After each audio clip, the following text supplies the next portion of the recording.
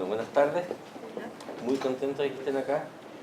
Como algunos ya habrán venido otras, estamos haciendo un ciclo de charlas con distintos personas de la industria que nos traen cosas interesantes. Y en este caso es una de las cuestiones más importantes tal vez en lo que tiene que ver con la transformación digital, que es el cambio cultural. Es decir, transformación digital o digitalización, que era el nombre antiguo, y que quiero aclarar, transformación digital no es porque suene cool. Transformación digital es porque lo que tenemos que hacer es transformar las cosas que hacemos de formas diferentes. Y al menos hay tres drivers en torno a esto. Uno, las generaciones cambiaron. O sea, hoy día los Zetas ven al Pollo Castillo, que en un minuto te cuenta una historia completa, cuando resulta que en mi generación un cortometraje no podía durar menos de 15 minutos para tener la historia completa. Están los millennials, que ya son como viejos a estas alturas, y claro, entonces ya están hablando de los alfa incluso. Entonces, los cambios en las generaciones hacen que tengamos que mirar el estado. Y eso es muy interesante porque en general cuando diseñamos políticas públicas para la gente que existe hoy. Y eso es un poco erróneo porque resulta que tenemos que diseñar las políticas públicas para la gente del mañana. Y el mañana, ¿no es cierto? Y Gibson tenía una frase muy buena en la ciencia ficción que decía: el futuro está aquí, pero está mal distribuido. Porque en realidad hoy día todas esas tecnologías de ciencia ficción, como hologramas, inteligencia artificial, etcétera, conectores cerebrales que te permiten mover cosas con tu mente, etcétera, los tengo en mi oficina hace varios años. No son ciencia ficción. Tenemos que estar pensando en eso. ¿Por qué? Porque si yo voy a hacer, por ejemplo, una política de trabajo, yo conozco lo que es la gig economy. ¿Cuántos saben qué es lo que es la gig economy? Ya, la gig economy es algo que va a cambiar profundamente. Más del 45% de la gente que está en LinkedIn en Estados Unidos hoy día es freelance. Y la gig economy tiene que ver con eso, con el freelancer, con el autoemprendimiento. Y hay plataformas como Fiverr.com, donde yo compro un logo o, qué sé yo, un audio por $5, por eso se llama Fiverr, y luego puedo comprar gigs, que es como más $5 te lo entrego al día siguiente, más $5 te lo hago más largo, etc. Y por eso se llama la gig economy. Y entonces luego tenemos, incluso hoy día se habla de la LOL economy. Hay un juego que se llama League of Legends, que entre sus gerentes tiene un premio Nobel de Economía. League of Legends es un juego que se baja gratis, lo juegan los Zetas así fascinados, es como todo cool, pero los personajes son muy nice y puedes comprarle ropa o cosas por el estilo. Se ha descubierto que los millones y millones de usuarios que tienen, ellos ganan más de $80 promedio por usuario. Traten de imaginarse la cantidad de dinero que se gana. Y pasan cosas como la siguiente: yo después de jugar horas y horas y horas me gano una espada que tiene un poder especial y yo puedo entregársela a otro. Y lo que hago es que publico en eBay que vendo $1000 la espada. Y hay gente que está dispuesta a comprarla a $1000. Y tú te metes al juego, haces la transferencia vía PayPal y en el juego te entrego la espada. Y ahora tengo esa espada que siempre quise tener, que no existe. Entonces hoy día existe un mundo de trabajos, de cosas que tenemos que pensar en ella. Entonces, cuando tenemos un programa de fósforo, ¿vamos a pensar en el carrito de la sopaipilla? ¿O le vamos a entregar teléfonos a jóvenes para hacer un sistema tipo pitutos.gov.cl donde puedan ofrecer servicios chicos a través de sus móviles, como Uber o algo por el estilo? Entonces las políticas públicas las tenemos que pensar distintas entendiendo esto. Cuando tenemos el análisis de datos profundos, dejamos entonces de diseñar políticas públicas de guata. Podemos analizar el impacto real. Hay una institución que no voy a nombrar. Y cada análisis comprensivo del gasto que hacía el programa en particular que tenía, decía que era una basura. Y aún así lo seguían haciendo una y otra vez. Pero si tú hacías el análisis de datos, te das cuenta, al hacerlo antes, es decir, prediseño, yo me podía dar cuenta que era un programa estúpido. Pero no se hizo el análisis de datos. Y después de hecho el análisis de datos se siguió haciendo, pero eso ya fue el problema del Estado, que en el fondo le cuesta aprender.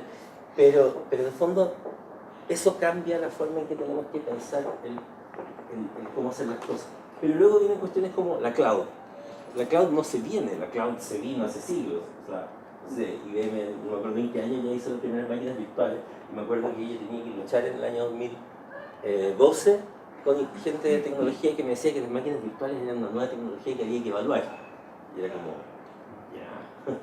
Y resulta que cloud todavía Es como, es que no, los datos no pueden estar fuera de Chile porque hay una ley que lo impide, y no hay ninguna ley, no hay nada, mentira, no existe. Puedes tener todos los datos donde quieras. Entonces, pero tiene que ver con cambios de paradigma, cambios de mentalidad. Entonces, el cambio cultural se transforma en lo clave. No importa cuánta tecnología tengamos si no cambiamos culturalmente. Y Microsoft es un ejemplo bien interesante, porque Microsoft siempre ha sido considerado como un poco malvado, ¿no es cierto? La empresa que tenía, ¿no es cierto?, todos estos software que eran propietarios y el código cerrado, ¿no es cierto? Y bla.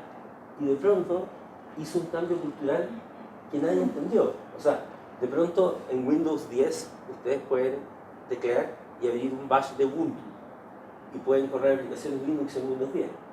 Y de pronto se pusieron a abrir código. Y de pronto son parte de la alianza de Unix y de Linux. Y contribuyen al código. Y liberaron no sé cuántas patentes. Y tomaron GitHub, porque están potenciando el código. Y el proyecto Mono, que era alguien que estaba hackeando cosas.net en Linux, ya no, porque ahí está SQL para Linux. Entonces, uno dice, ¿y cómo fue eso? ¿Ah? Bueno, y ahí tenemos para mí un gurú, es Satya Nadella, que tuvo esta visión de ir haciendo esos cambios. ¿Ya? Y quien les vamos a presentar después es quien hoy día está liderando de la mano de Satya todos estos cambios de Microsoft. Por eso es bien interesante, porque nos va a contar cómo una empresa que era tan cerrada, ¿no es cierto?, donde estaba este personaje que decía developers, developers, developers, ¿no es cierto? ¿Ah? Y de pronto cambia a este paradigma. Bueno, nosotros tenemos que cambiar el paradigma. De hecho, por ejemplo, este domingo vamos a grabar nuestro primer curso de transformación digital para el Estado, para jefes de servicio, jefes de división, etcétera, que le va a servir a todos, donde vamos a explicar todo, desde la inteligencia artificial hasta blockchain y todo, en lenguaje común, para que todos lo comprendan, porque creemos que jefes de servicio, todos tienen que entenderse y entender lo que es la API Economy, lo que es todo este tipo de cambios. Pero vamos a hacer una academia digital con servicio civil que va a incluir cursos para abogados, cursos para gente que atiende en servicio, cursos para gente que atiende público, cursos para gente que es de tecnología, porque entendemos que todos tienen que entender ciertas cosas y luego combinarse entre ellos. De manera que, y eso incluso trabajar con IPRE. Y alguien decía antes, siempre los grandes enemigos de la modernización son los abogados y la IPRE. Entonces vamos a hacer que esos no sean los enemigos de la modernización, que no haya enemigos de la modernización. Pero el cambio es tan importante, ¿por qué? Porque tiene que ver con que el Estado tiene un rol que es fundamental en la vida de las personas. Hoy día estamos claros que trabajar sobre las desigualdades es un proyecto extremadamente ambicioso. Si hubiera una forma de eliminar las desigualdades, ¿no es cierto?, creo que, no sé, tendríamos solucionadas hartas cosas. Y hoy día más encima existe el mito de que de pronto los robots van a generar aún más desigualdades. Incluso se habla de la useless class, la clase inútil, que va a ser una clase que no sabe de tecnología y por lo tanto no va a servir para nada.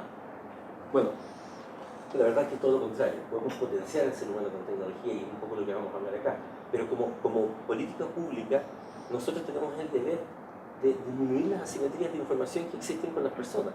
Y en esa disminución de las asimetrías de información, cuando existen un montón de beneficios que la gente no conoce o no entiende, porque se los ponemos en lenguaje legal, porque lo hacemos hacer mil trámites, buscar mil papeles, es que personas pierden oportunidades de tener mayor posibilidad de emparejar la cancha.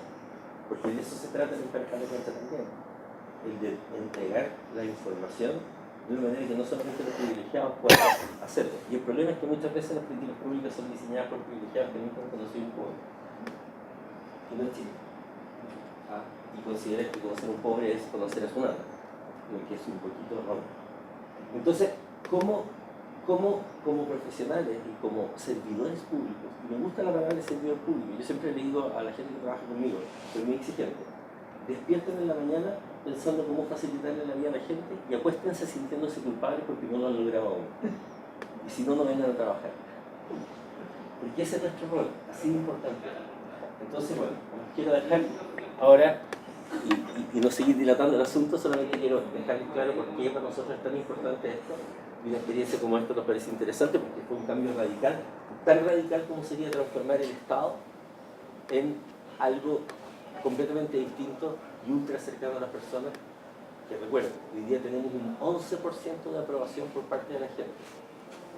La gente nos ve como delincuentes, nos ve como criminales, como corruptos, como gente que no le importa a la gente. Las encuestas muestran que nos consideran lo peor. Así que me imagino que todos queremos cambiar esa imagen. Así que bueno, te dejo la palabra. Muchas gracias por la asistencia, muchas gracias Wilson, y ahora voy a seguir tratando de ver cómo le arreglo la vida de un ciudadano. Gracias Andrés. Gracias Andrés. Bueno, gusto. ¿Micrófono? ¿Mejor?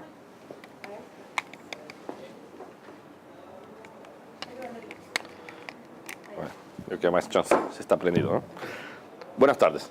Bueno, gusto estar con ustedes y gracias por la invitación de hablar un poquito de nuestra experiencia y qué hemos hecho un poco con empresas. Voy a hablar muy poco de Microsoft como tecnología en sí, a pesar que tengo mucha gente de Microsoft acá que puede apoyar en alguna pregunta específica.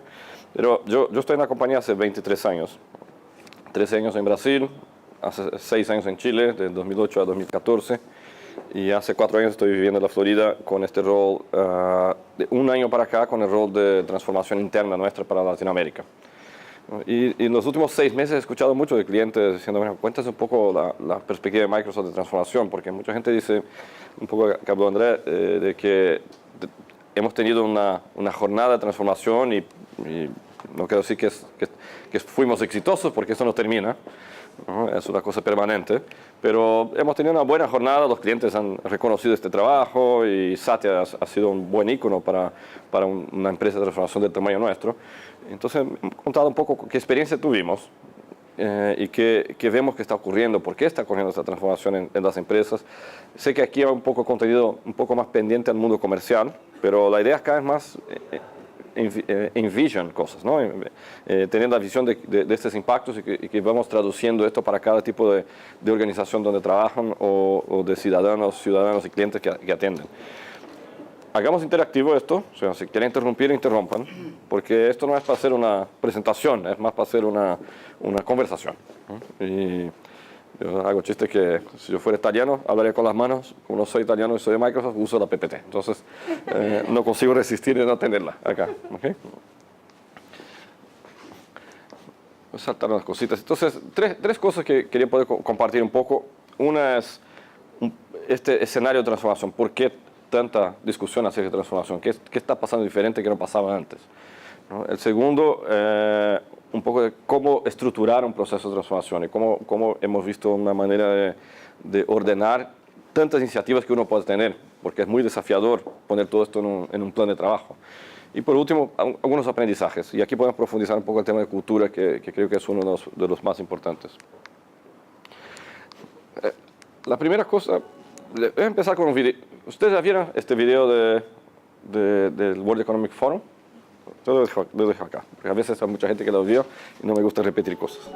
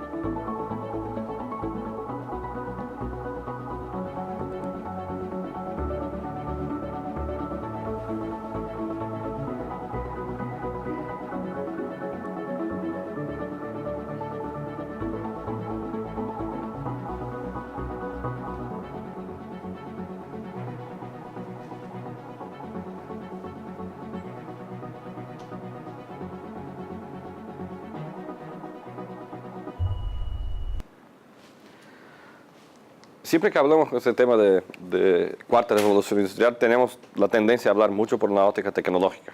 La verdad que lo que está pasando es una combinación de efectos que van mucho más allá que la tecnología.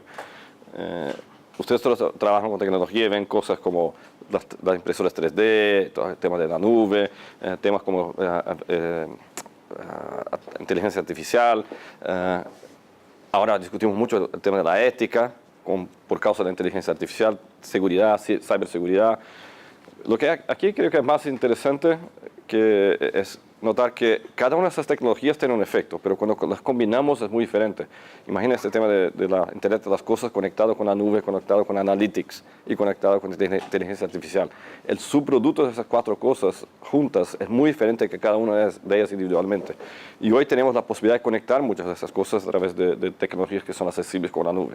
Entonces eso genera una cierta dimensión de cambio acá. Una otra dimensión tiene que ver con aspectos políticos y de negocios, ¿cierto? Me gusta mucho acordarnos del caso de este pasajero de United Airlines del año pasado, que le sacaron del avión, le rompieron la nariz, desmayó, y 15 minutos después estaba todo en la internet y las acciones de la compañía ya cayeron y el CEO tiene que explicar qué está pasando y la gente ya está comprando pasajes por otra compañía aérea enojadas con United Airlines. Estoy seguro que United Airlines no tiene una política de peguemos pasajeros en los aviones, ¿no? Pero la verdad es que en este mundo de transparencia se quedó mucho más complicado manejar una marca, manejar una imagen, manejar expectativas de usuarios, de clientes, de ciudadanos. Y todo el tema de compliance y de cómo construimos organizaciones que son más transparentes pasa a ser muy, muy crítico. Del lado de algunos países y organizaciones son más impactados por tendencias como China e India. Si uno es exportador de commodities es muy impactado por este escenario. Si uno es exportador de algunos productos que tienen conflicto con la guerra comercial de Estados Unidos-China, tiene oportunidades y riesgos. O sea, cada mercado está impactado por algunas de estas tendencias. Y del lado más demográfico y social, otra vez, Estado muy impactado por el envejecimiento de la población, todo el tema regulatorio, climate change. Los millennials que habló Andrea, tuve una reunión esta semana con una estadística nuestra interna de que en 5 o 6 años más, 75% de la población será de millennials o generación Z, población que trabaja, ¿no? Entonces, imagine qué significa este cambio de mercado de trabajo. Es más difícil atraer talentos, retener talentos. Esta gente viene con ideas diferentes y esta misma gente gana plata porque empezó a trabajar y son consumidores y son ciudadanos y tienen opinión y quieren interaccionar diferente con el Estado, con las empresas.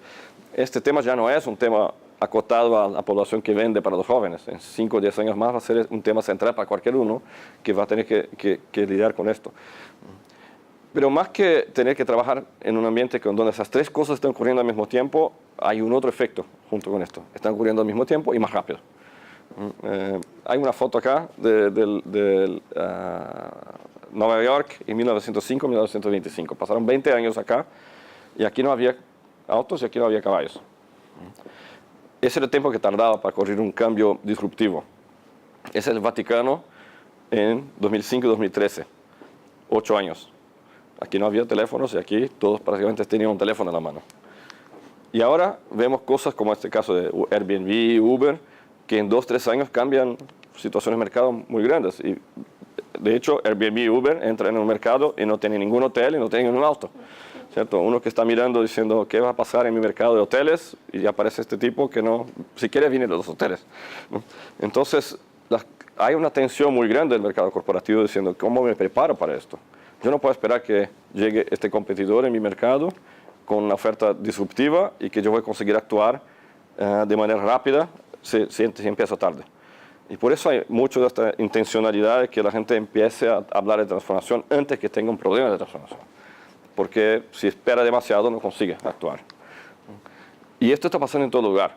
O sea, está pasando en mercados tradicionales, como el caso de tradicionales tecnológicos, y tiene historia de WhatsApp, o la historia de Skype, pero se expande a mercados que no son tradicionales. Y vamos a hablar de algunos ejemplos de cosas que están pasando en mercados que son más tradicionales como manufactura, que uno piensa, la manufactura no va a pasar nada porque uno tiene que producir una cosa, entregar una cosa, el cliente tiene que comprar.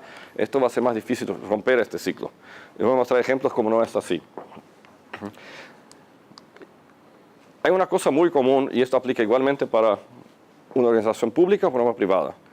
Cualquier de esos escenarios tiene mucho que ver con una demanda de un cliente o de un ciudadano que no está atendida por un servicio tradicional.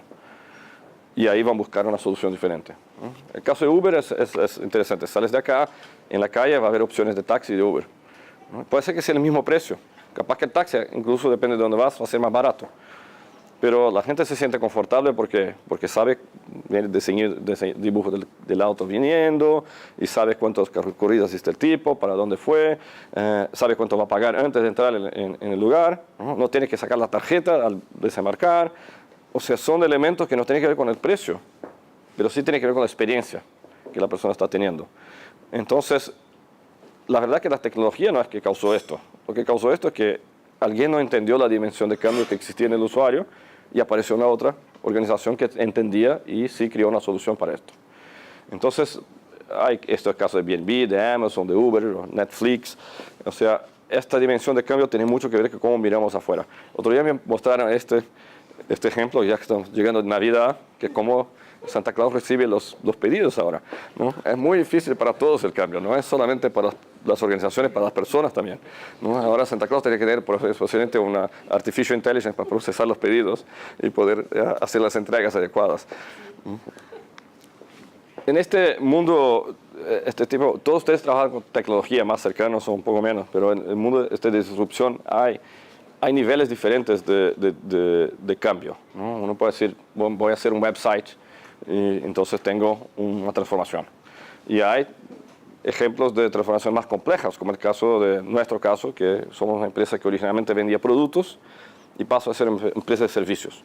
Tiene muchas implicaciones, ¿no? Implicaciones en con quién hablas, implicaciones de cómo provees servicios, implicaciones de qué tipo de contrato tengas con tu cliente, qué tipo de entrenamiento necesita la gente, qué tipo de partnerships necesitas. Esas son las más complejas y junto con ellas vienen transformaciones culturales importantes para trabajar.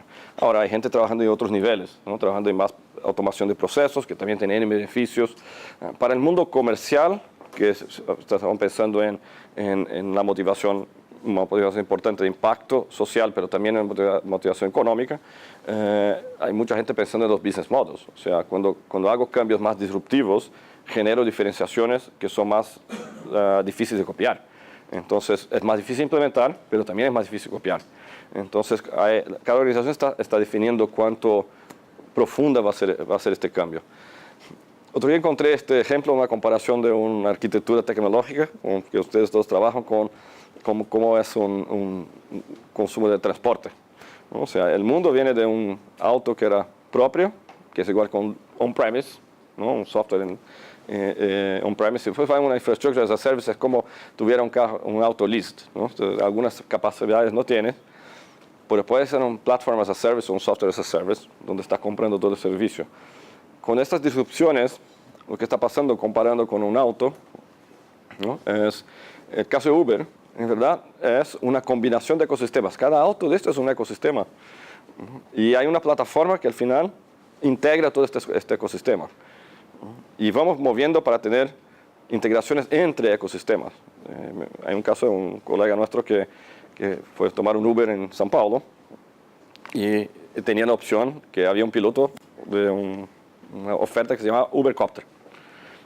Entonces el Ubercopter, lo pidió el Ubercopter, viene un Uber, lo buscó en la casa, lo llevó a un hotel, había una persona esperando en el hotel, lo llevó al helipuerto, llegó el helicóptero, lo llevó al aeropuerto, a una van, lo esperaba, lo llevó a la entrada del aeropuerto para tomar su vuelo. O sea, había varios pequeños ecosistemas acá, uno de auto, otro de helicóptero, otro de personas, otro de vans, que estaban conectados entre sí y que proveían un servicio de transportation. Al final, él estaba comprando un transporte de un lugar a otro, en un momento estaría integrado con el avión. Entonces, a diferencia del mundo actual para este otro, es que el caso de Uber o el caso de Airbnb, que la gestión de esto mueve de la gestión de cada uno de los ecosistemas para la plataforma.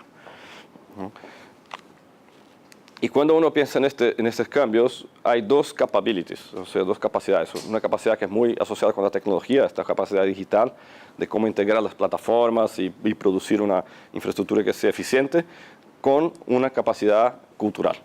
Hoy cuando hablo con nuestros clientes y que discutimos, bueno, ¿qué me impide de avanzar más rápido? Normalmente escucho que es la capacidad de la organización de absorber el cambio.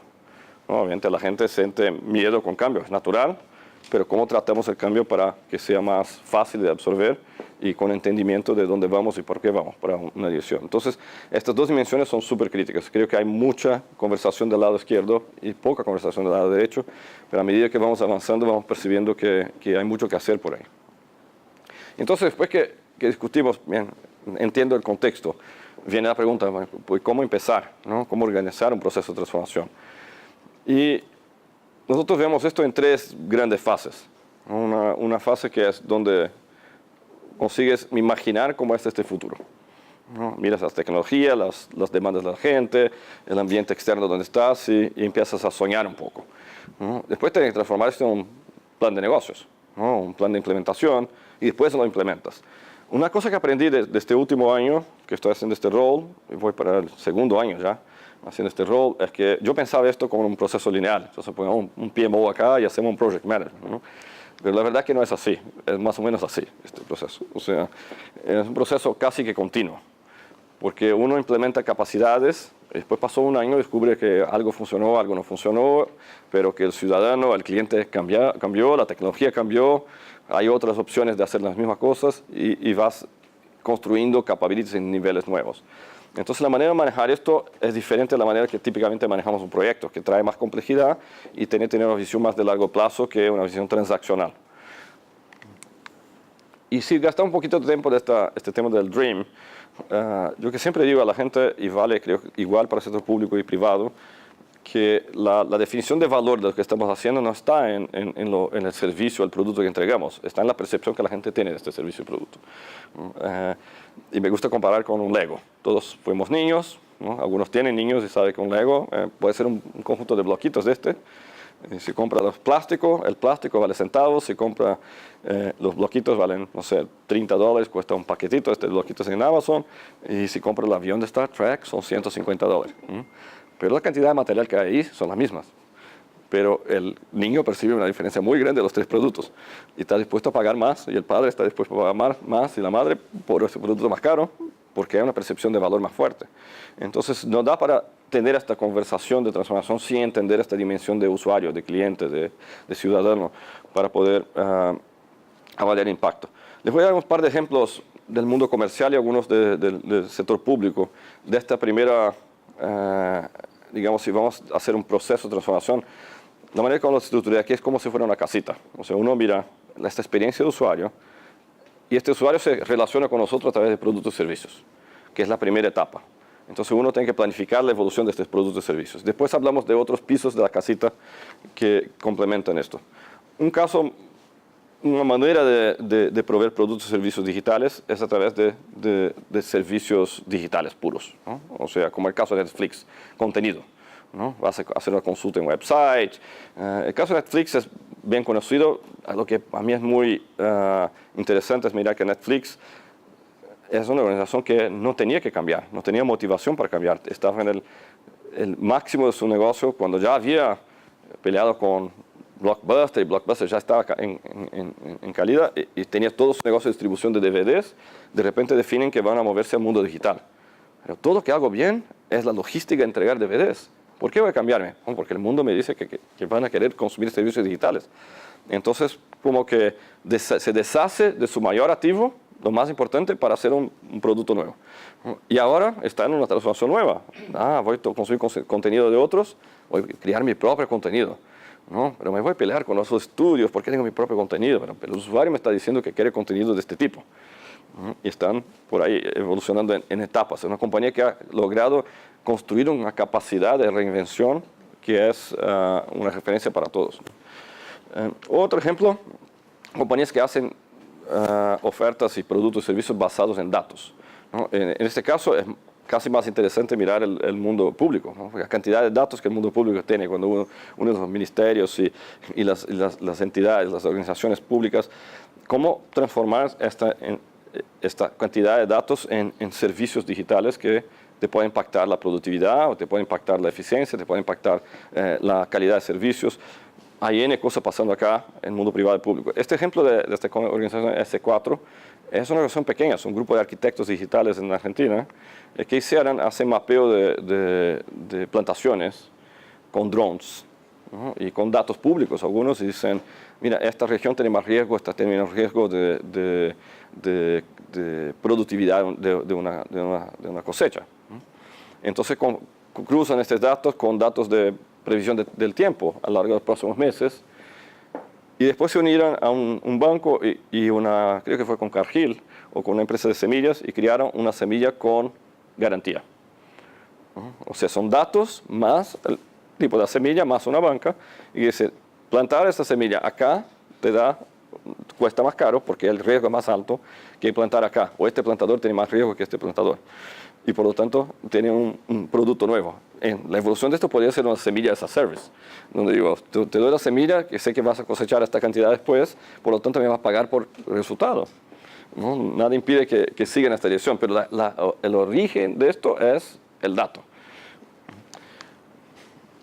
Esta organización es una empresa que hace una impresora 3D, que es... Tengo el video acá. Mira, es como si fuera una impresora 3D, pero lo hace impresión de metales. Van a ver un poco algunas imágenes acá. Hoy, cuando uno quiere imprimir o producir una pieza para reemplazar de una máquina, típicamente tiene que tener un inventario y tiene que comprar cientos o miles de piezas. Lo que hicieron ellos es lograr hacer piezas 100 veces más rápido a 20 veces más baratos, ¿no? Con este tipo de material. Y hace impresión ya en metales. Hoy ya se pueden imprimir cosas en hielo, en plástico, ¿cierto? Ellos hacen metales y hacen 30 metales diferentes, o cobre, titanio, acero. Y cada pasada esta va poniendo gránulos de los metales y va generando, digamos, layers, ¿no? De la pieza. Solo dejar 10 segundos más para que vean. Imagina el impacto que tiene esto en cualquier organización. No tienes que tener estoque de inventario de piezas, ¿no? Necesitas esa pieza, lo mando a imprimir. ¿Cómo se mandara a una tienda de impresión? Voy a imprimir una pieza. De hecho, estaba discutiendo esto con un cliente, una persona de Microsoft, el lunes. Me decía, el problema que están teniendo esta organización no es tecnológico, es quién tiene la propiedad intelectual del diseño de la pieza. Cualquier uno puede diseñar la pieza y mandarla ahí, o no, ¿cierto? Ahora, esto te permite reducción de tiempo, mejoría de calidad, generar costos más bajos, generar eficiencia operacional del sistema todo más alto. Es súper disruptiva la tecnología de estas. Imagine que la evolución de esto es que se va a poder hacer cualquier cosa en un modelo digital. Se va a poder construir casas, se va a poder construir, ya se están haciendo alas de aviones con un modelo como este, ¿no? Y un que me gusta mucho es el caso de Nike, que me gusta usar mucho con los clientes, pero dicen, la manufactura no va a cambiar nunca, porque al final las zapatillas uno tiene que comprarlas, tiene que llegar a una tienda. Yo fui a comprar una zapatilla en Estados Unidos, cuando me moví, y hace un año compré esto, y costaba $120 en Nike.com y lo mismo en Amazon. Pero la diferencia es que en Nike yo podía entrar en el sitio web y diseñar cuál es el color que quería, tamaño, no sé qué, y podía escribir acá enfrente, que es lo que hice en verdad, que es poner aquí Piu, que es mi sobrenombre. Entonces, no pedí zapatilla, me llegó 45 días después, hecho en Vietnam, llegó a mi casa, ¿no? Después compré la app, bajé la app de Nike, que tiene un coach que te ayuda a correr, porque no estaba con ganas de correr nada, ¿no? Pero ahí viene el coach y dice, no, vamos a correr, no sé. Después podía comprar el reloj, que me da más perspectivas de tiempo que estoy. Todo esto tiene por atrás informaciones, ¿no? Entonces Nike pasa a tener informaciones de salud de la gente con el reloj, ¿no? De los amigos, de la música que me gusta, ¿no? De qué deportes hago. Y puede ofrecer otros productos, porque sabe que me gusta correr, de repente me va a ofrecer una polera para correr que es más liviana, o que estoy en la Florida, es mucho calor, ¿por qué no compras esta que no pasa esto? Y más recién, esta zapatilla fue una zapatilla impresa en una impresora 3D. Entonces, ¿qué pasa con Nike después que complete su ciclo de transformación? Nike deja de ser una empresa de zapatillas y pasa a ser una empresa de software. En algún momento vas a entrar en el sitio web y vas a comprar una zapatilla y vas a imprimirla en una tienda con otra organización en tu casa. Y Nike pasa a ser que un proveedor de una experiencia de deporte con design, con música, con el coach, con todo esto, pero no tiene nada de hardware, es todo software. Entonces, ese es un caso para mí muy interesante, porque uno puede pensar que todas las organizaciones, como dice Satya, todas las organizaciones capaz que un día sean empresas de software, ¿no? Porque el mundo va cambiando y tienes que incorporar esto. Y esto, organizaciones incluye el Estado y las organizaciones pequeñas y grandes. Entonces, repensar este modelo por esta óptica de cómo es la experiencia del ciudadano, del usuario, del cliente, es donde uno empieza el proceso de transformación. Algunos ejemplos similares en el sector público que hemos visto. El caso siempre uso el caso del gobierno de Chile con los portales y la idea de tener la ventanilla única y unificar varios servicios en el mismo lugar. Hay un caso interesante en México que es una organización que está haciendo digital services para mapeo de riesgo de intentar dar alertas tempranos de temblores. De hecho, voy a conectar esto con un tema de inteligencia artificial. Nosotros teníamos un proyecto, no sé si aún tenemos, capaz que Wilson se acuerde, cuando vino este tipo de Microsoft Research para acá, que teníamos sensores en la costa pacífica de California y de Washington State, midiendo velocidad del agua, temperatura, temblores y cientos, ¿no?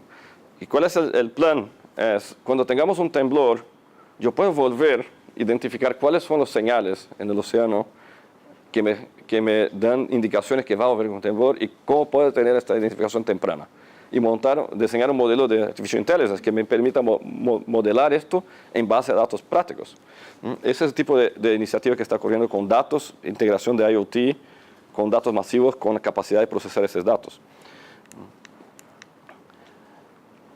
Tenemos un proyecto muy interesante con el Servicio de Impuestos Internos de México, que es toda esta parte de modelaje de datos y identificación de fraudes.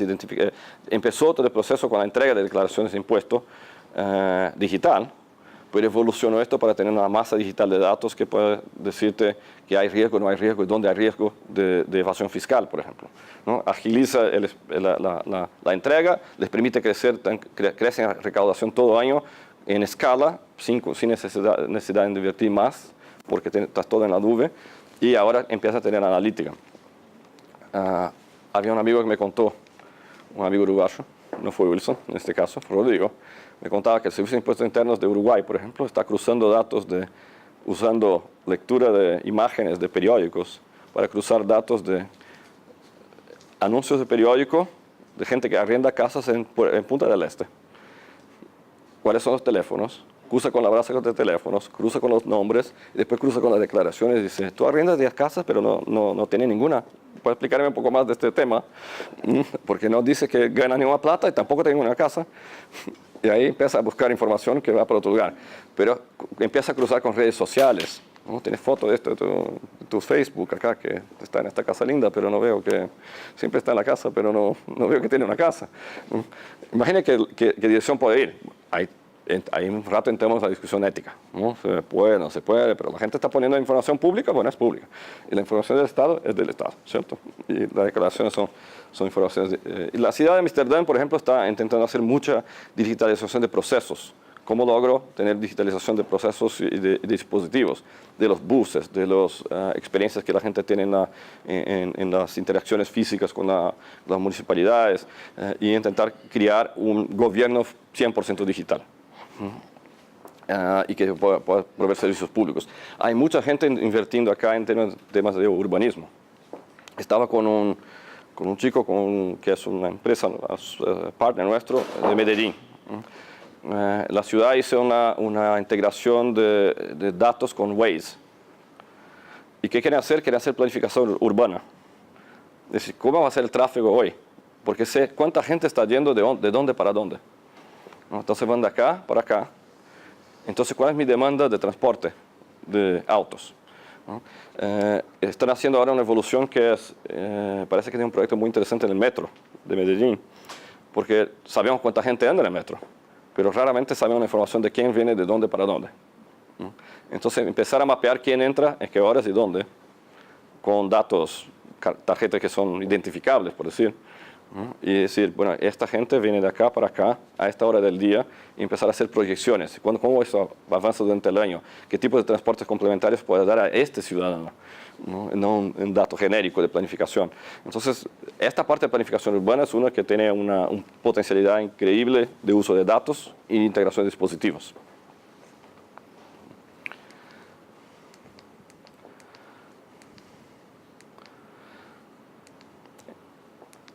Entonces, después que hacemos este primer piso de la casa, por decir que es, bueno, los ciudadanos, los clientes se interaccionan con nosotros con esta parte de productos y servicios. Después puede empezar a pensar cuáles son los otros elementos que uno tiene que cambiar para adecuarse a este mundo nuevo. Les voy a dar un par de ejemplos en varios de estos, pero pasaré un poquito más rápido por el tiempo.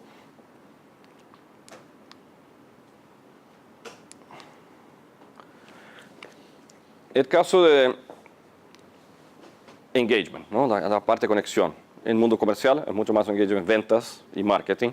El mundo público más asociado con comunicaciones y con experiencias, ¿no? Hay muchas cosas ocurriendo acá. Me gusta mucho el caso de engagement digital, es un caso privado, pero ustedes empiezan a imaginar que se puede hacer en el mundo público, que es el caso de Real Madrid, ¿no? Un equipo de fútbol que tiene 450, 500 millones de fans y no están en España, ¿cierto? Están por el mundo. Entonces la compañía dice, bueno, ¿cómo puedo conectar a esta gente que está geográficamente distribuida con mi marca? ¿Y cómo puedo hacer algo que sea de valor para el cliente o para el fan y al mismo tiempo generar valor para la compañía? Entonces, ¿qué hicieran? Empezar a mapear y generar conexiones por Facebook, perdón, no es esto. Un rato lo encuentro. Conexiones con Facebook, identificar perfiles, qué jugador te gusta más, qué juegos te gusta ir, vienes a España, no vienes a España, y dar información personalizada a esta persona. Entonces, antes de un juego puede decir, a ti que te gusta el jugador X, aquí venga a ver un video de una entrevista que piensa este jugador del juego. Y para el otro es otro video. Y para la persona X que tiene este tamaño y que vive en este lugar, puede comprar una polera de este jugador que viene firmada por él, no sé qué. Una entrevista exclusiva con el técnico antes del juego. Creó un sistema de engagement que pasa a identificar quiénes son los 500 millones de fans. No son genéricos más, son específicos. Sabe dónde está, qué preferencias tiene. Y esto le permite proveer información individualizada y al mismo tiempo va a los patrocinadores y dice, yo tengo 500 millones de fans y sé dónde están. Y te puedo dar información personalizada. ¿Quieres vender poleras de Nike para los que les gusta la polera número 10? Aquí están ellos. ¿Dónde están? ¿No? Y proveerles servicios que puedan monetizar o no, es una decisión comercial que se puede tener después. Toda esta parte de comunicaciones con usuarios pasa a ser muy crítica, no solo de generación de productos. En una de estas dos cajitas, un ejemplo que me gusta es de BMW. BMW hoy está mirando cómo puede invertir más o menos en un cliente dependiendo de su comportamiento, su necesidad. Entonces, si sé que un cliente va a una tienda, ver un auto, toma la tarjeta del cliente, lo pongo en un sistema. Después veo que fue a una segunda tienda. En este cliente está de una cosa curiosa, porque fue en dos tiendas. Entró en el sitio web y hizo la configuración del auto, color y todo. Este cliente está listo para comprar.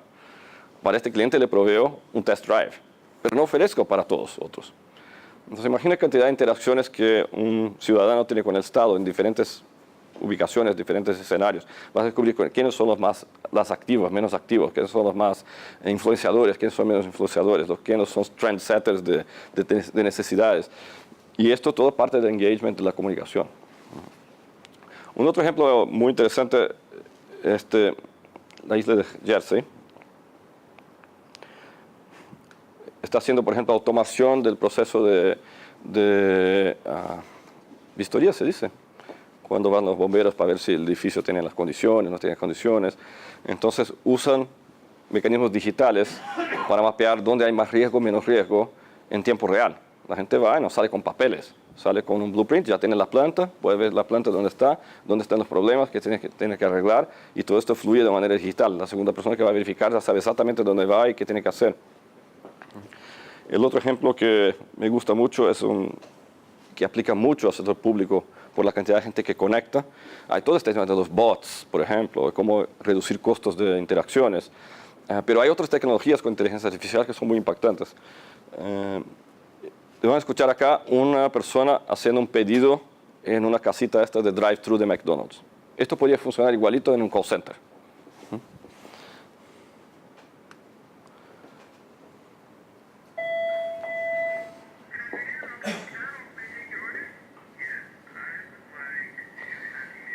Difícil de entender, ¿no? Imagina el pobrecito que está en la casita intentando entender. Los niños gritan, quiero papá, quiero Coca-Cola, no, quiero Pepsi, no, quiero mostaza, me da una hamburguesa. ¿Qué hace el software acá? El software limpia el audio y dice, este es el pedido. Es una cosa, ese es el mismo concepto de inteligencia artificial, donde la máquina consigue hacer cosas que la persona no consigue hacer. Porque la capacidad de aislar el sonido uno no tiene. Entonces, la calidad de pedido mejora, la velocidad de atención mejora, la pérdida de materiales porque entregó el pedido errado no existe o disminuye, y la satisfacción al final es más grande. La gente usa esto para call center, por ejemplo, para identificar en base a palabras llave diciendo, este usuario está muy enojado porque me dijo 3 palabras aquí, muy palabrotas en esta llamada, y dispara, por ejemplo, un pedido al jefe que puede intervenir en esa llamada, ponga un tipo un poco más experto de lidiar con usuarios que están enojados. Bueno, entonces viene otro tipo. Yo estaba con Poder Judicial, por ejemplo, de Costa Rica. Querían usar esto, ya tienen todo automatizado, todo el sistema automatizado, tiene digitalizado todos los audios de las cortes. ¿No? Entonces, tiene eso a pesar que tienen manera digital, no tienen manera de buscar información ahí. Pueden escuchar 10 veces, pero no sé. Entonces, ¿qué están haciendo? Que planes de tener inteligencia artificial aplicada acá, traducir esto en data estructurada y poder hacer cruce de datos entre varios procesos judiciales en tiempo real. ¿No? Entonces, proceso de tema A, yo puedo buscar todos digitalizados y traer información estructurada. A este caso, me estaba escuchando otro día historia, no sé si es verdad, que a este caso de Argentina, de encontrar el libreto de La Plata, que dónde iba, no sé qué. Hay gente que quería usar inteligencia artificial para sacar el libreto y digitalizarlo todo y empezar a hacer cruces de información y generar data estructurada.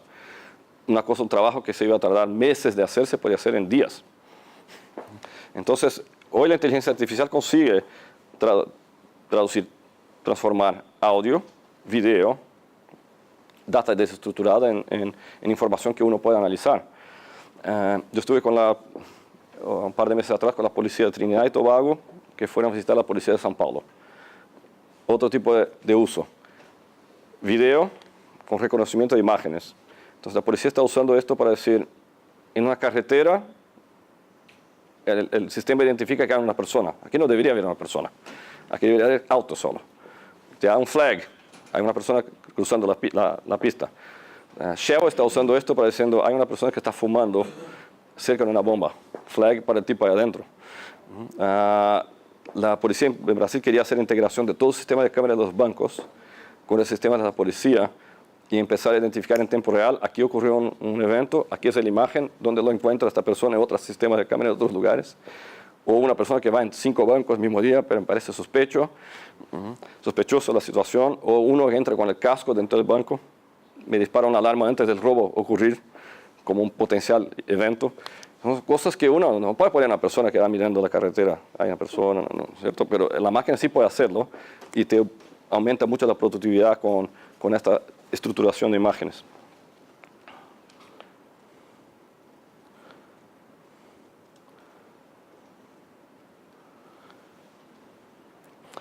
Habla un poco de la parte urbana. Toronto está haciendo mucha integración de datos de dónde están los autos con IoT y con sistemas de planificación urbana para decir, bueno, cuál es el mejor auto que despacho para dónde, cómo puede hacer con una ambulancia, puede hacer con planificación urbana de buses, consigue atender más gente con menos inversión de activos nuevos, porque los optimiza.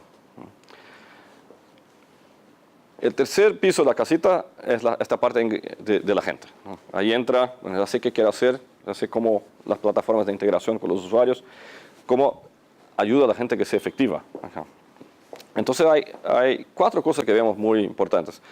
Hoy se está trabajando la parte analítica en la parte de productividad individual en escala, ¿cierto? Hoy, por ejemplo, uno que usa Office 365 consigue tener analítica de cómo la gente usa el tiempo.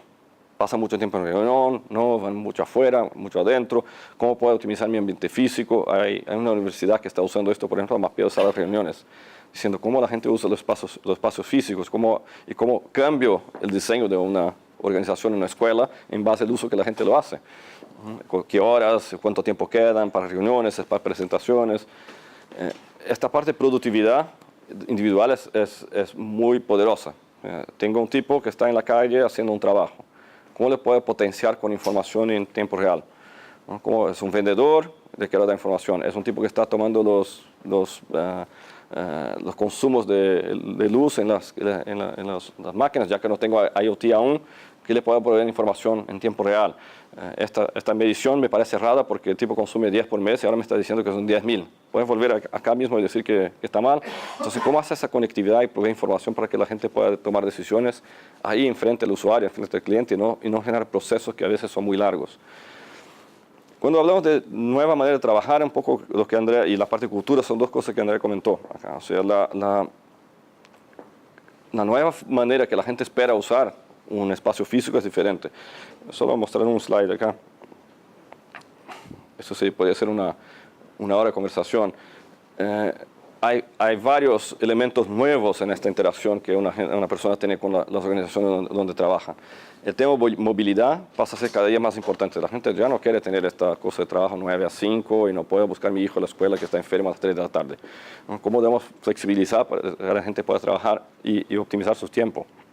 Nosotros en Microsoft, cuando movimos a la oficina de Vitacura, salimos de 20% de la gente mobile para 80% de la gente mobile, que significa solo 20% tenía espacio asignado. Conseguimos doblar el tamaño de número de personas que teníamos en la compañía con el mismo número de metros cuadrados que teníamos antes, ¿no? Y entonces hay optimización de espacio físico, creamos más espacio de colaboración y de clientes y menos espacio individual, que siempre estaba vacío porque la gente no estaba. Y con la parte de movilidad permite que la gente va de su casa directo a un cliente o directo a un tema de trabajo que no tenga que pasar por la oficina. Entonces también optimiza el uso del tiempo, le da más tiempo para estar con los clientes donde debe estar. Entonces toda esta nueva manera de trabajar tiene que ver con cambio de cultura, tiene que ver con demanda de la gente y tiene que ver con optimización de espacio físico, de tiempo y de recursos en general. Y la parte cultural, voy a parar un poquito, vuelvo a la parte cultural porque podemos pasar una hora en la parte cultural, que sé que es algo que es muy interesante, pero quería mostrarles una, dos, tres láminas, por lo menos la parte cultural en un rato. Ahí vamos para la parte de infraestructura. O sea, siempre empezando desde el cliente, la experiencia del cliente, la experiencia del usuario, del ciudadano, y una parte de infraestructura. Aquí hay muchas cosas ocurriendo interesantes con esas transformaciones tecnológicas. Empecemos por la derecha, Uber Eats. Uber Eats, uno primeramente piensa que es podemos pensar como integración de ecosistema para hacer entrega. Lo que está haciendo Uber es al revés. Uber compró un mes atrás, compró una empresa que hace software para gestión de restaurantes. Entonces va a empezar a hacer automatización desde la entrega para atrás, el ecosistema, y que los restaurantes estén súper integrados con Uber. En un rato va a ser que Uber será el proveedor del servicio y los restaurantes serán el proveedor de Uber, y no al revés. Pero eso podría ser una evolución de esto. Esta parte de gestión de riesgo es siempre un tema crítico. Si tienes dos opciones de un proyecto con riesgo, sin riesgo, vamos a proyectos sin riesgo. Entonces, ¿cómo hace gestión de riesgo con este otro ambiente tecnológico? Seguridad, cybersecurity está se transformando en un tema central acá de discusión de todos los clientes, ¿no? Quiero seguir haciendo lo que quiero hacer, pero no puedo dejar de hacerlo por temas de seguridad. La parte de finanzas, recursos humanos y tecnología, otros impactos relevantes acá en el rol de recursos humanos, o sea, el rol de recursos humanos en manejar cultura, en atraer talento, retener talento, se va cambiando, en vez de ser, no es una organización que hace hiring, lo pone la persona acá y nunca más lo ve. En finanzas se está discutiendo mucho el tema de la nube.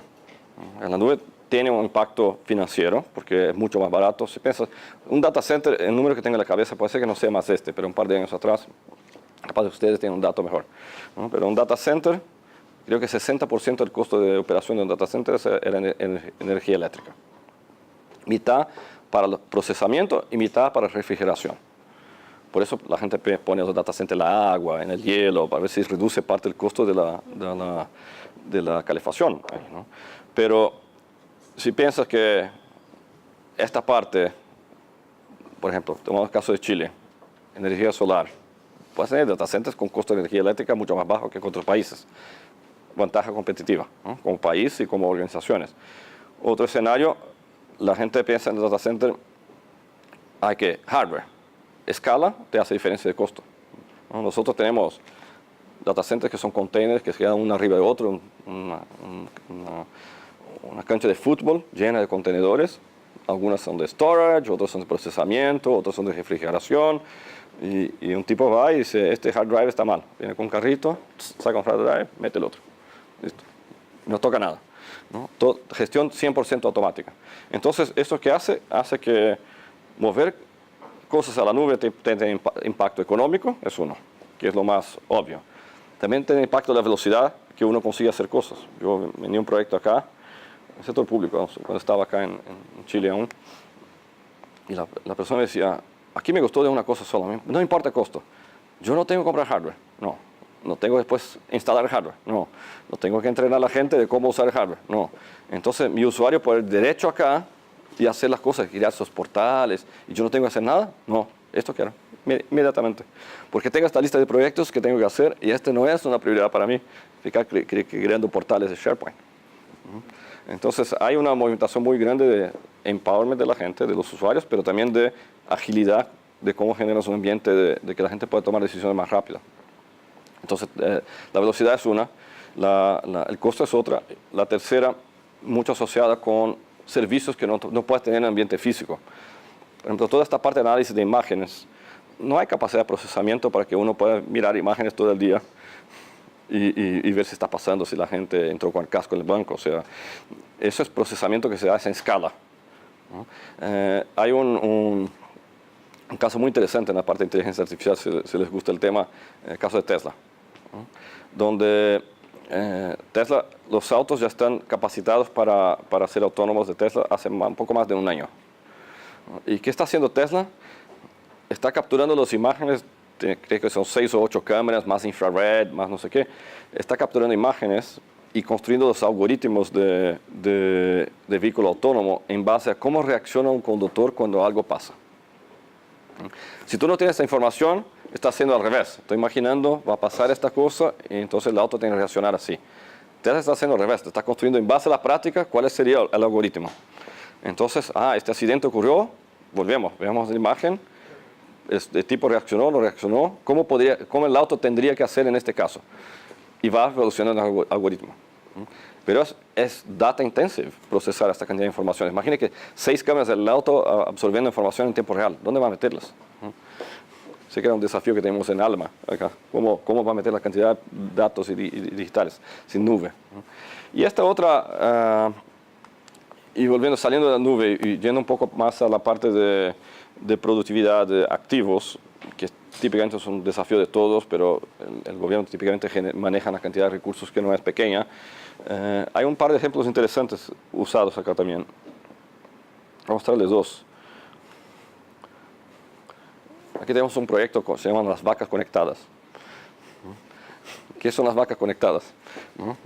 Las vacas tienen un device acá en la pierna y que uno sabe cuánto están dando.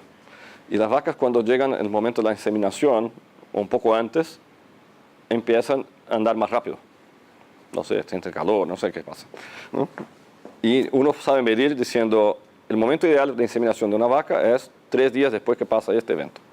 Y saben si el momento que tiene más probabilidad que sea una hembra o no.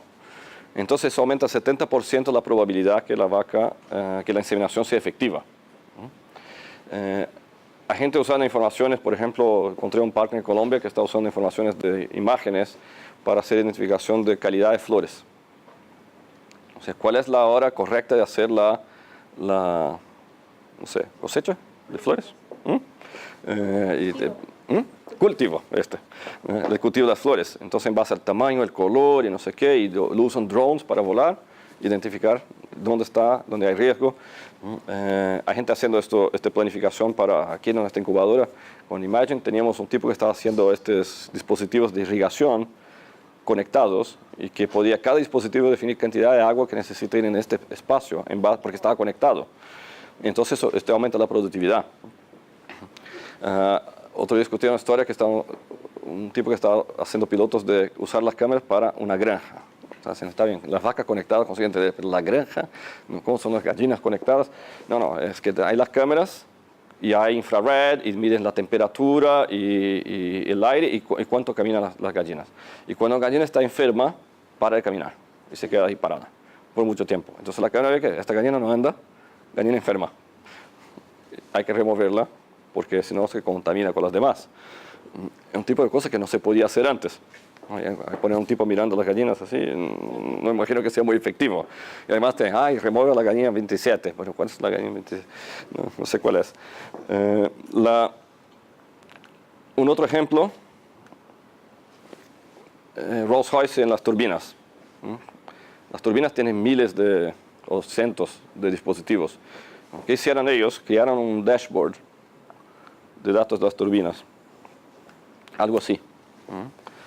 Entonces, consigue identificar, por ejemplo, si hay una pieza que puede romperse y cuál es la probabilidad que se rompa, porque la velocidad, la temperatura o algo de su performance está empezando a no ser regular.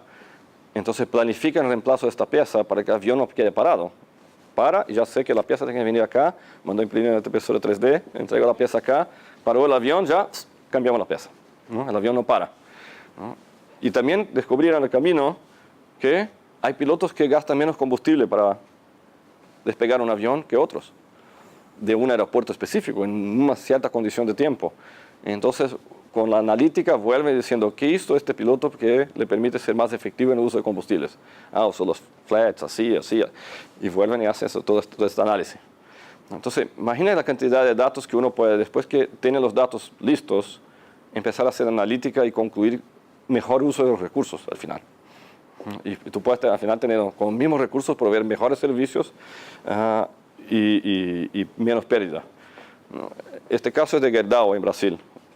Usan las imágenes de la producción para definir si un determinado material tiene que salir del horno o no. Antes salir del horno decía, hay un defecto, hay que volver, perdimos el material, hay que derretirlo otra vez. Ahora empiezan a medir esto antes de salir del horno con imágenes. Y el propio sistema identifica, problema acá, tengo que hacer algo diferente. Y con esto consigue identificar donde hay más eficiencia, menos eficiencia. Me acuerdo con Codelco un par de años atrás, que tenía un desafío gigante en el proceso productivo de identificar cuál es la demanda de procesamiento después, en base a qué tipo de material generé antes. Imagina que podías conectar todo esto y decir, bueno, con base a lo que está entrando acá, en 48 horas tengo que tener esta capacidad de procesamiento acá, porque la calidad es A, B o C. Esta conectividad de datos te permite cosas que hoy son hechas manualmente, que uno mira y ve qué hace. Nosotros estamos usando, no es productividad de activos, pero automación de ventas, pero aplicaría para recursos en general. Estamos intentando usar recursos de inteligencia artificial para poder hacer recomendaciones a un tipo que está enfrente a un cliente de cómo mejor atender a este cliente. Entonces está una persona acá hablando contigo y uno de ustedes dice, tengo un problema, tengo que hacer en Copiapó tengo que hacer un proyecto de esta manera con IoT. Está bien, pongo en el sistema. Ya me dice, bueno, ¿quién son los partners de IoT que están en Copiapó? ¿Quién son la gente que ya trabaja con gobierno en el escenario de este tipo de uso? Y ya te dice, esta persona tiene experiencia en este tipo de proyecto y tiene libre su agenda el martes a las 3 de la tarde. Imagina, ¿no? Antes había 3 calls y después un email y no sé qué. No, de aquí ya salimos con esta programación hecha. Productividad al cliente, menos tiempo, mejor uso de los recursos. O sea, hay un montón de aplicaciones que uno puede pensar en cómo usa esta información y esos datos de manera más eficiente. Y tenemos un par de áreas donde uno puede acelerar procesos de transformación. Toda esa parte de digitalización de procesos y redesign de procesos es uno, y eso es muy natural que la gente esté pensando cómo digitalizo esto. Lo que hago hoy en Digital Programs y Change Management es otra. O sea, esta coordinación de transformación digital pasa a ser muy importante. Es un rol que es hay 3 roles que veo que es muy activo en este mundo. A veces hay roles como el mío de transformación digital, la gente de IT y la gente de recursos humanos. Esos 3 grupos tienen que trabajar así como de mano uno con otro. Y la gente de comunicaciones, que a veces está en recursos humanos, a veces está en marketing, ¿no? Pero gente de comunicaciones, interna y externa. Y La adquisición de tecnologías de empresas es otra manera de hacerlo. La incubación de tecnologías. Hemos hecho muchos hackathons con clientes. Tenemos este problema de negocios. ¿Cómo metemos gente de perspectivas diferentes? Tecnólogos, designers, gente de negocios y producimos soluciones. Todo este concepto de design thinking pasa por ahí. Hacemos muchos hackathons con la gente de la incubadora, acá de Imagine, ¿no? El cliente trae un problema, traen técnicos, traen gente de la universidad y cuál es la solución que podemos crear juntos para este tipo de problema. Y muchas veces hacer la adopción de tecnologías que ya están listas. Una cosa que hemos impulsado mucho es identificar tecnologías en la nube que ya no son geográficas como estamos acostumbrados. Típicamente cuando compramos tecnología pensamos cuál es el partner que está acá en la esquina, que es más rápido hacerlo, pero en algunos escenarios tiene soluciones que están en la nube diseñadas para un escenario de negocios y que uno puede consumir de cualquier lugar. Entonces, ¿cómo nosotros somos capaces de ir a un cliente diciendo, mira, esta solución que se está usando en Colombia se puede adaptar a tu caso y lo está implementando en días porque ya está en la nube y no tienes que hacer una implementación física? Lo que es interesante es que cuando pones todos estos juntos en un mapita, una cosa que aprendemos acá es que primero, en un proyecto uno tiene que definir qué lugares va a tocar, ¿cierto? A veces no son todos, pero muchas veces el proyecto pasa por varios de estos. Empieza en el lado del ciudadano, pero después va bajando y dice, bueno, tengo que meter recursos humanos acá, tengo tecnología, tengo infraestructura, tengo entrenamiento, tengo aceleradores, ¿cómo voy tocando esas cajitas para que las cosas pasen? Pero una cosa es común en todas ellas. Cualquier lugar que vas acá depende de tecnología. Tecnología no es el objetivo acá, pero es el habilitador de todos estos escenarios. El tema de los bots, toda parte de Artificial Intelligence, CRM, cómo manejar relaciones con clientes, toda parte de cloud, infraestructura, cybersecurity, debe tener metido cybersecurity, está ahí. Y aquí abajo, ese proceso de innovación, consultoría, privacidad, políticas públicas. Entran todas acá. Entonces, este conjunto de iniciativas son críticos para que uno ordene un proceso de transformación.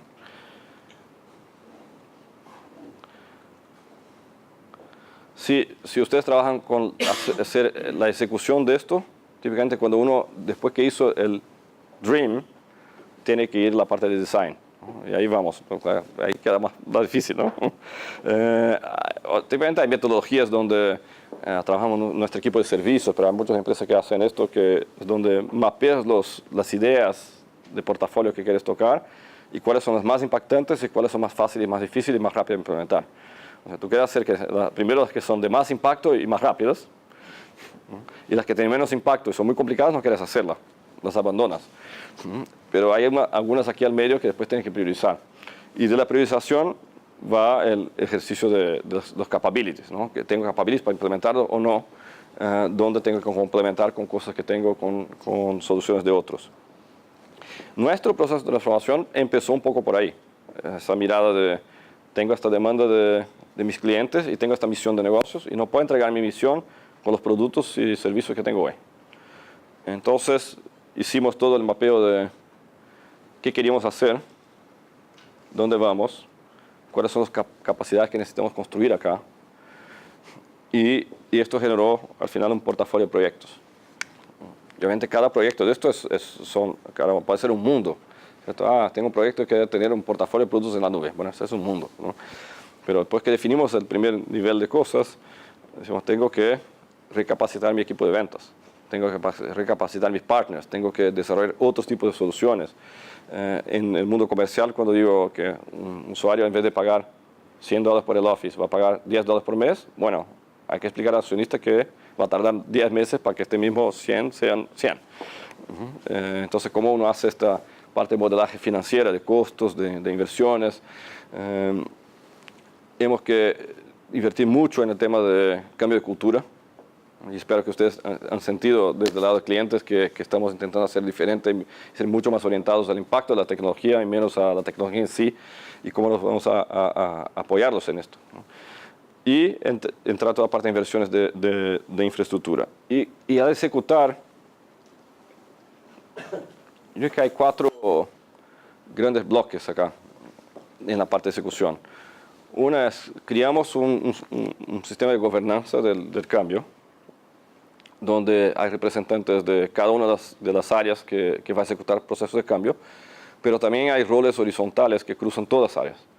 Todo este rol de planificación, cómo eso impacta en los planes financieros de la compañía de gastos y de receta, cómo garantizo que los clientes, los partners son impactados lo mínimo posible por cambios que hicimos o que vamos a hacer, cómo garantizamos que hay comunicación clara, interna y externa de qué está pasando, y planes de mitigación. Bueno, si hago esto y no funciona, ¿cuál es la reacción? ¿Qué hago después?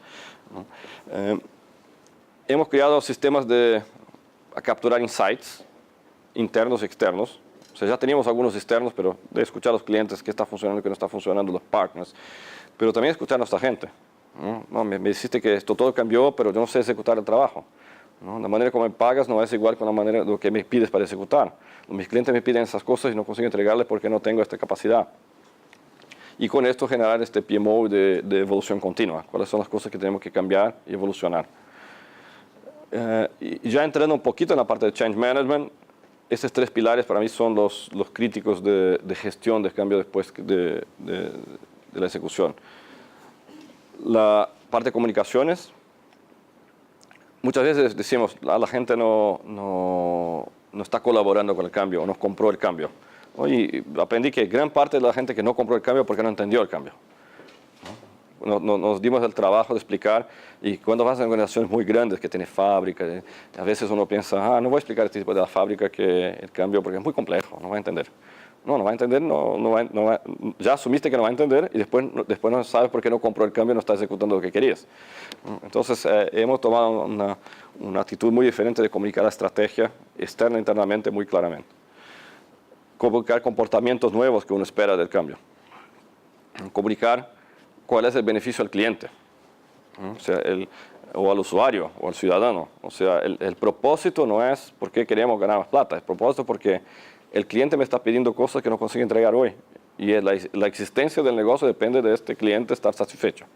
Entonces, todo el proceso de cambio tiene que tener esta motivación de outcome, ¿no? De qué impacto quieres tener.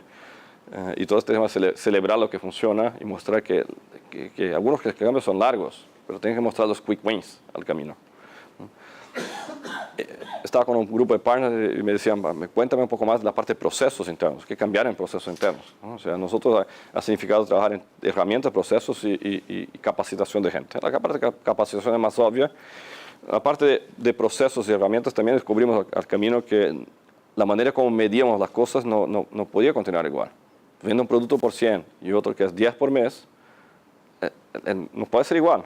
De hecho, me impacta la última. Cuando hicimos esta cosa, vamos a vender la nube, pero esta gente de ventas que decía, yo no voy a vender esta cosa. O sea, 10, yo quiero vender el de 100. El de 10 me da mucho trabajo, tengo que ver 10 de este para pagar este. Después no me pagas de mi sueldo. No, entonces, pero queremos que haga esto.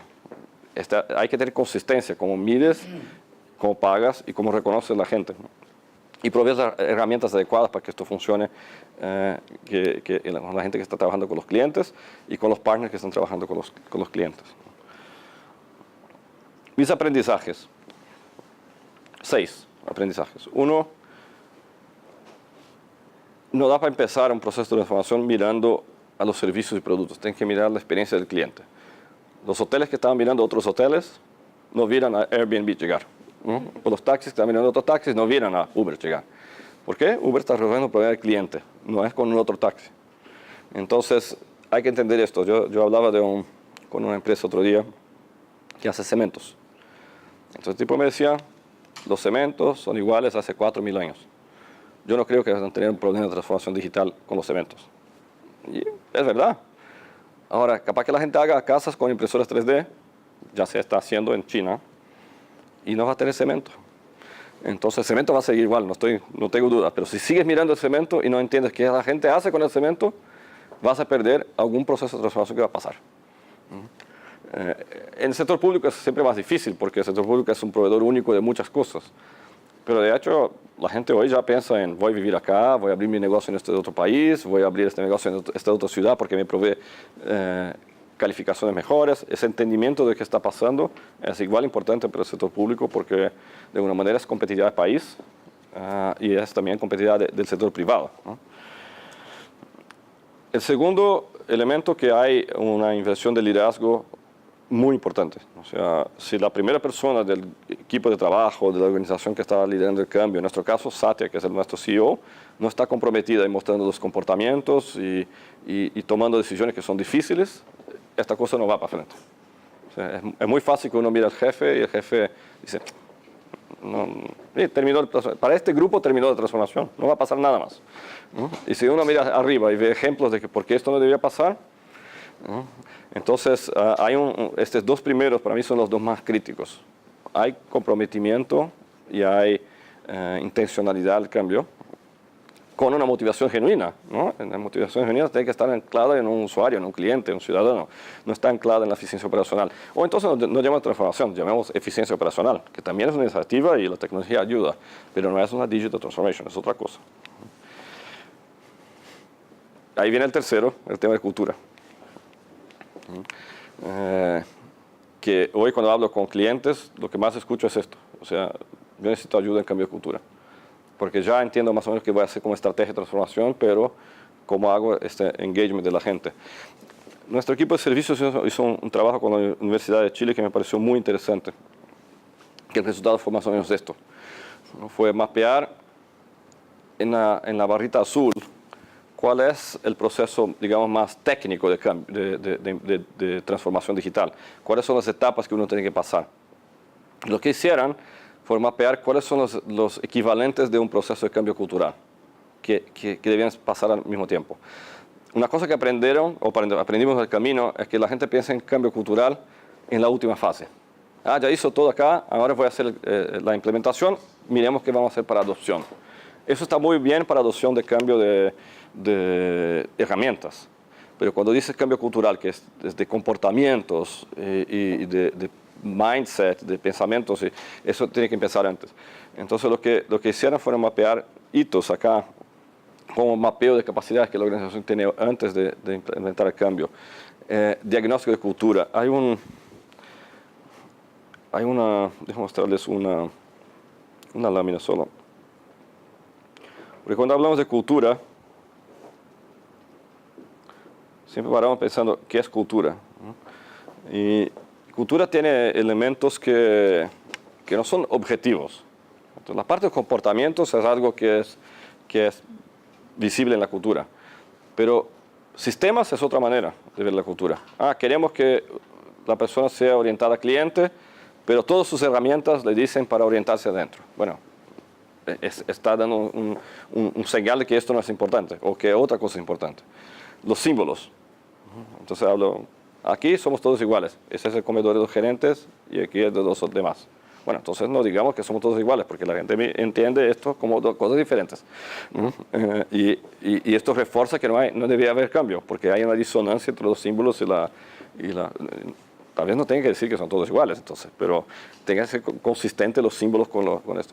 Y la parte de storytelling, o sea, ¿qué es digamos, la historia que uno cuenta a la otra persona? O sea, en nuestro caso es muy cómico porque siempre fuimos una organización que viene de alto market share en algunos mercados. Entonces, para vender Windows se hace así, mira, A, B, C, D y E. No haga nada diferente porque sabemos exactamente cómo funciona. Y ahí vamos por un mundo nuevo donde tengo competencia en todos lugares, donde no sabemos exactamente qué va a pasar, porque transformación es un mundo que no tiene manual, ¿no? Entonces hay que aprender. Entonces nuestra cultura tiene que cambiar de una cultura que gente que sabe todo a una cultura de gente que está dispuesta a aprender con los clientes, con los partners, con los usuarios, ¿no? Entonces ahí entramos en las reuniones de trabajo y ¿qué pasa? Con las revisiones de negocios con los jefes. Entonces, me van a pegar. Porque era así, hace 5 años. Entonces, siempre va a haber uno más viejo que dice, mira, siempre que pasa esa reunión, te van a pegar en estas 3 cosas acá. Entonces, la gente ya entra con miedo. Las cosas ya cambiaron. Hace 2, 3 años ya no es así. Pero la gente ya entra pensando, estoy desconfiado. ¿Por qué? Porque hay storytelling. Siguen diciendo, pero así, que no sé bien. Entonces, es interesante, contratamos gente nueva que llega y dice, voy a esta reunión, voy a contar esta idea. Ahí viene un más viejo y dice, no diga esta cosa porque hace 5 años contaré la idea. La cultura ya cambió o la intención ya está, pero el storytelling sigue. Esos son elementos de la cultura que son importantes identificarlos porque no puedes tratarlos sin saber que existen. Entonces lo que hizo la Universidad de Chile fue crear mecanismos de assessment de cultura que te permite decir cuál es la cultura en uso, cuál es la cultura que te gustaría tener y cuáles son los gaps. Y no sé si a alguno de ustedes le gusta el tema, hay una metodología, creo que la tengo acá, que se llama Denison. Yo no conocía, la última vez que vine a Chile me mostraron que es más o menos esto. O sea, es una metodología estructurada de mapeo de cultura. Y te hace en cuadrantes, ¿no? Y te dice cómo está en cada uno de esos cuadrantes, te compara con otras compañías, con otras organizaciones, y te ayuda a medir, estás evolucionando en este cuadrante, pero existe que quieres ser una cultura que la gente entiende la visión de dónde vamos. Y después vas a medir y dices, no entiende. Y consigue medir, ¿está avanzando o no está avanzando? ¿No? ¿Quieres ser una cultura más orientada al equipo o no? Y vas midiendo la evolución. Y tú haces todo tu plan de cultura, igual haces un plan de negocios. El otro aprendizaje, un poco tuvimos internamente, otro con McKinsey cuando nos apoyó en el inicio del plan, el 70% de las transformaciones fallan por temas de gente. El típico pensamiento es que las transformaciones fallan porque la estrategia es mala o porque faltó recurso. No, 70% es por temas de gente. Las personas no entendieron lo que tienen que hacer, o no están ejecutando, o el jefe dice que no es para hacerlo. O sea, es temas de adopción, no son temas de estrategia. Y esto significa que si no involucras a la gente en todos los niveles, no son solo los 3 jefes que tienen que saber esto, tienen que involucrar hasta el nivel de la persona que está enfrente al usuario, al ciudadano, al cliente, para que esto funcione. Hablamos un poco de que esto no es una jornada, ¿no? Este ciclo permanente, porque pasó un año y el escenario de tecnología cambió, del usuario cambió, el escenario en el caso del gobierno no hay competencia necesariamente, puede cualquier un área u otra, pero el ambiente cambió, ¿no? Puede ser que cambió competición con otros países, entonces ¿qué vamos a hacer? Y entonces es permanente. Y creo que no vale solo para Microsoft, creo que vale más para cualquier uno que en este mundo donde uno no tiene respuestas claras de qué va a pasar, tiene que tener una cultura de aprendizaje. No puede tener una cultura que es hago esto y quedo así para siempre. Y eso posiblemente es el cambio más difícil de una organización, ¿no? Cómo crear esta capacidad de se reinventar permanentemente. Nosotros hemos adoptado un concepto que se llama Growth Mindset, que es parte de nuestro cambio cultural. De hecho, hay un libro que se llama Mindset, que es muy interesante, que básicamente dice esto, o sea, cómo dejas de ser un sabedor para ser un aprendiz permanente, ¿no? Cómo deja de ser que siempre tiene respuestas para uno que está dispuesto a escuchar respuestas diferentes de lo que está acostumbrado, ¿no? Cómo vas de una cultura que es de bajo riesgo, porque controlas todo, para una cultura que es propensa al riesgo. Y con esto voy para este último slide que me encontré otro día, que un amigo me envió por LinkedIn, que habla de cultura de riesgo. Y vi este bebé. Entonces estaba mirando diciendo, bueno, eso es un poco que necesitamos, ¿no? Cuando vamos quedando un poco más viejos y vamos quedando menos risk-taking, ¿no? Por N razones. Pero el bebé es ingenuo, pero no es tonto. Él sabe que quiere hacer un cambio y va a hacer todo lo que tiene que hacer para reducir su riesgo de cambio, pero igual va a cambiar. Entonces va y toma todos los recursos que tiene, los ordena de la manera que necesita. Es muy visionario porque ves que después que tira el último, ¿cómo se llama esto? Pilón, no sé. No hay ninguno más. Bueno, entonces tiro mi chupón, que es muy importante que me acompañe en la jornada, ¿no? Y ahora, bueno, ¿qué puedo hacer? Tengo que ir, ¿no? Y ahí va.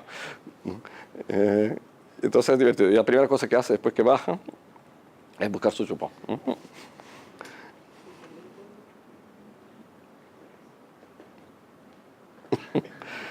Entonces yo creo que eso para mí dice mucho el tema cultural. O sea, cuando uno piensa en proceso de transformación, tiene que ver un poco, ser un poco más ingenuo, tomar más riesgo, no ser tonto, ¿no?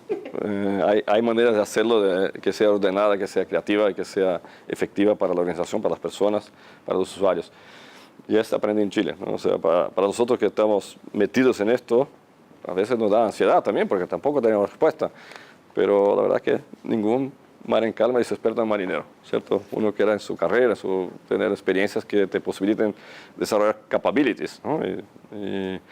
Y creo que eso nos ayuda a todos a alcanzar steps mejores de capacidad de gestión profesional y personal. Pero esa es la historia que tenía para contarles por ahora.